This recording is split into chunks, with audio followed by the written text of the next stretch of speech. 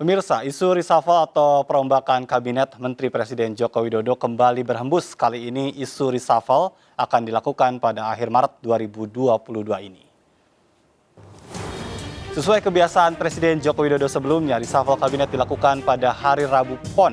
Sesuai penanggalan tanggal 23 Maret 2022 besok merupakan Rabu Pon. Dan sejumlah pihak menyebut akan ada reshuffle kabinet dalam beberapa waktu ke depan. Namun soal waktu hanya Presiden Jokowi yang mengetahui, mengingat hal tersebut merupakan hak prerogatif dari Presiden. Jika disebut reshuffle akan dilakukan besok, sejauh ini memang belum ada sinyal reshuffle. Misalnya juga terkait dengan pertemuan Presiden dengan Ketua Umum Partai Koalisi yang tidak terjadi. Bahkan disebut Presiden Joko Widodo besok masih beragendakan melakukan rapat bersama dengan sejumlah menteri di Istana.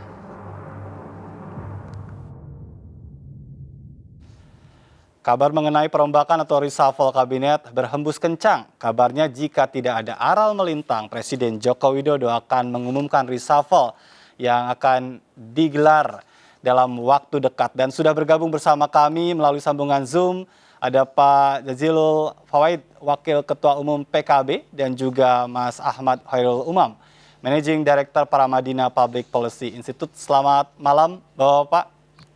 Selamat Selamat malam, Mas Hafid. Baik, saya ingin ke Pak Jazilul terlebih dahulu. Ini gimana kabarnya yang diterima PKB terkait dengan hembusan kabar reshuffle ini, Pak? Ya, tentu reshuffle ini selalu menjadi isu ya, selentingan pertama karena memang sudah agak lama belum ada reshuffle. Tetapi sepanjang sampai hari ini masih bentuknya selentingan saja. Dan kita tahu bahwa reshuffle ini memang hak prerogatif Presiden. Jadi tidak harus juga diumumkan ke publik siapa dan kapannya. Ya. Selentingannya itu selentingan yang bagaimana, Pak? Ya, selentingan karena masyarakat kelihatannya berharap ada reshuffle. Padahal urusan menteri bukan urusan masyarakat secara umum ya, tetapi ini urusan performa pembantu presiden. Nah, sepanjang Pak Presiden memandang bahwa performa kabinet ini bagus, ya, maka tidak perlu ada reshuffle meskipun sudah lama belum ada penggantian. Baik. Nah, PKB tentu menyerahkan sepenuhnya kepada Presiden dan harap masyarakat juga ya bersabar. Seandainya tidak diambil keputusan reshuffle, performa yang ada menurut saya juga sudah cukup bagus. Baik, jadi kalau adem-adem seperti ini, sepertinya menteri dari PKB aman gitu ya? Ya tentu kita berharap ya, menteri PKB meskipun dari PKB kan sudah diberikan kepada rakyat bangsa gitu. Iya. Tentu kami tetap memohon dukungan termasuk kepercayaan Presiden. Bukan soal aman tidak aman, yang penting menteri yang dari PKB bisa memberikan yang terbaik untuk Presiden dan untuk bangsa ini. Baik, saya ingin ke Mas Umam. Ini terus ya berhembus kencang ini soal reshuffle ini, bahkan tadi disebutkan di awal kita sudah mendengar kabar ini hampir 5 kali dalam 1 tahun terakhir ini. Masihkah relevan reshuffle dilakukan? Mas Azad, soal relevan atau tidak sebenarnya itu tergantung pada dinamika politik dan kalkulasi kepentingan yang ada. Kita memahami kenapa Mas Jazil begitu santai, karena memang Mas Jazil dan PKB tidak berkepentingan untuk reshuffle. The only one, satu-satunya partai yang berkepentingan untuk reshuffle kabinet adalah PAN. Dan PAN sudah menyerahkan loyalitas dan juga dukungannya kepada pemerintah. Dan kalau misal per hari ini tidak dilakukan reshuffle dan tidak dilakukan penambahan jumlah kursi kabinet terutama untuk alokasi PAN, ya, tentu ini adalah sebuah skema koalisi yang amat konyol. Karena bagaimanapun juga loyalitas sudah diberikan, kemarin diuji dengan isu yang sangat besar.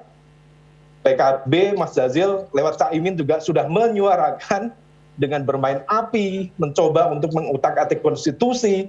Tetapi uniknya kalau di PKB, Caimin menyuarakan untuk penundaan pemilu, tetapi deklarasi pencapresan terjadi di mana-mana. Nah, itu keunikannya PKB. Nah, oleh karena itu, saya pikir dalam konteks ini reshuffle atau tidak, itu tergantung pada dinamika.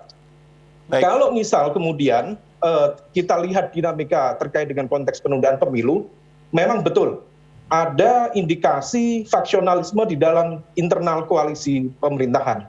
Ada kelompok yang kemudian mencoba untuk mengamankan aspek legal formal ya dalam konteks ini konstitusi. Ada juga yang mencoba untuk bermain kalkulasi kepentingan yang kemudian mencoba mengotak-atik konstitusi. Nah, oleh karena itu dalam konteks ini ada beberapa hal yang perlu dievaluasi. Pertama yaitu terkait dengan kelompok-kelompok di lingkaran presiden yang mencoba untuk memanfaatkan kekuasaan presiden. Dan itu clear, sudah terjadi. Mengatasnamakan kuasa presiden, kalau misal kemudian tidak, kemudian kemarin mencoba untuk memanipulasi data, menggunakan big data, yang datanya tidak bisa dikonfirmasi oleh pihak manapun. Jadi saya pikir PAN yang sangat berharap, sementara partai-partai lain saya pikir tidak terlalu ambil pusing di sini. Baik, gitu, Mas Adas. Tapi kalau ada yang berharap kursinya kan tidak akan bertambah, hanya ada kursi 34 yang sekarang ada, artinya akan ada yang terpental begitu. Bagaimana Anda sendiri melihat kalkulasi ini dan dinamikanya? Begini Mas Adas, Presiden tentu akan berpikir ulang untuk mengutak-atik kursi kabinet terutama dari partai politik. Karena kalau misal kemudian reshuffle dilakukan pada jatah dari kursi dari partai politik, maka hal itu berpotensi menciptakan instabilitas dan memperkeruh faksionalisme di dalam koalisi pemerintahan. Nah, oleh karena itu, yang besar kemungkinan terjadi adalah penambahan jumlah kursi untuk porsi partai politik, terutama untuk PAN, dan kemudian pengurangan dari mereka yang dari kalangan profesional. Baik. Ini kalkulasi dinamika internal saja, Mas. Kalau misal itu kemudian dilakukan, most likely stabilitas internal kabinet akan bisa terjaga. Baik. Tetapi problemnya, ini problem mendasar. Kalau kemudian porsi terhadap partai politik ditambah, maka di separuh periode kedua pemerintahan, kita tahu nature-nya, partai politik akan lebih fokus pada kepentingan mereka menuju kompetisi yang akan datang. Baik. Most likely di 2024. Nah, kalau kemudian diberikan porsi tambahan kepada partai politik, maka besar kemungkinan akuntabilitas kekuasaan mereka bukan kepada presiden, tetapi lebih kepada ketua umum partai. Nah, oleh karena itu, kalau misal kemudian ini tidak di-manage dengan baik oleh pihak presiden, saya pikir Pak Presiden berpotensi menjadi the lonely leader.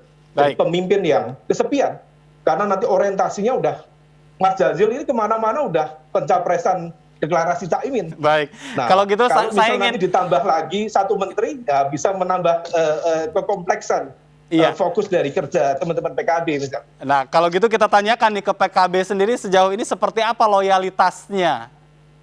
Ya, kita bekerja sama dengan Pak Jokowi tentu tidak semata-mata pada soal kontrak terkait dengan menteri ya.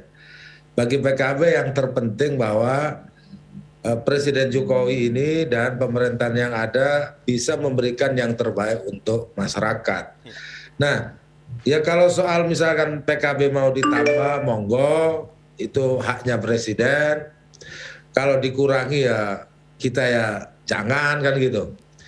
Nah, tetapi kita artinya momentum yang ada ini atau kabinet yang bekerja hari ini, performa yang ada menurut saya sudah cukup bagus. Tetapi sekali lagi yang berkepentingan untuk melakukan reshuffle itu Presiden. Untuk apa? Untuk kepentingan rakyat, untuk meningkatkan kinerja. Dan memang ada posisi-posisi yang bisa diisi, misalkan wakil-wakil menteri yang sudah diputuskan oleh Pak Presiden kan juga belum diisi. Iya. Nah, tetapi itu bukan menjadi kewajiban yang mendesak atau tuntutan yang mendesak. Jadi bagi PKB, Pak Presiden boleh saja kapanpun, mau Rabu Pon, mau Rabu Wage, mau Rabu Pahing, silakan. Itu haknya Pak Presiden. Iya. Tetapi kan memang ada kebiasaan yang dilihat oleh masyarakat. Kalau menjelang Rabu Pon itu kan biasanya lama nggak ada reshuffle, ada pergantian gitu. Itu soal kebiasaan ya, kebiasaan dari Pak Presiden Jokowi gitu. Dan masyarakat tentu atau para menteri yang ada, menurut saya nggak usah hirau dengan isu-isu yang ada. Baik. Saya harap para menteri yang ada juga bekerja konsen sesuai dengan tugasnya masing-masing. Abaikan isu-isu itu sebelum Pak Presiden menyatakan akan melakukan reshuffle. Baik, tapi Pak Jazil, ini kalau berbicara tentang menteri dari PKB ini beberapa kali disorot, kemudian beberapa survei menyebutkan nama menteri tersebut masuk dalam ranah menteri yang perlu untuk dievaluasi. Bahkan belakangan juga kan muncul kasus itu juga adalah menteri yang didorong oleh PKB. Ini bagaimana nih kalau Anda sendiri melihat kinerja kader-kadernya? Ya, tentu kami tidak menutup mata ya kalau misalkan ada menteri kami yang belum sempurna untuk memberikan yang terbaik kepada masyarakat. Tapi sekali lagi, jangan kemudian isu reshuffle itu mengganggu konsentrasi para menteri yang ada. Saya berharap seandainya performa PKB atau kurang pada hari-hari ini, mohon untuk secepatnya memperbaiki dan meningkatkan kinerjanya. Dan soal jadi sorotan, soal jadi kritikan, itu biasa karena itu jabatan politik. Tidak bisa dihindari, setiap sesuatu yang dilakukan, kebijakan apapun yang dilakukan oleh para menteri, baik atau buruknya, atau kurangnya, selalu itu menjadi konsumsi publik gitu. Tapi yang terpenting on the track. Yang penting ada keinginan terus bekerja lebih baik dan lebih baik. Masyarakat mengharapkan itu dan PKB juga mengharapkan hal yang sama. Baik. Agar menterinya memberikan yang terbaik untuk masyarakat. Mas Umam, ini kalau kita bicara tentang waktu, tadi ada beberapa hal yang sudah Anda sampaikan.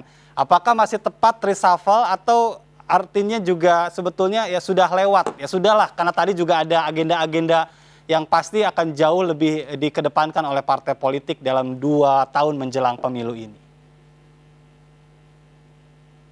Mas Umam?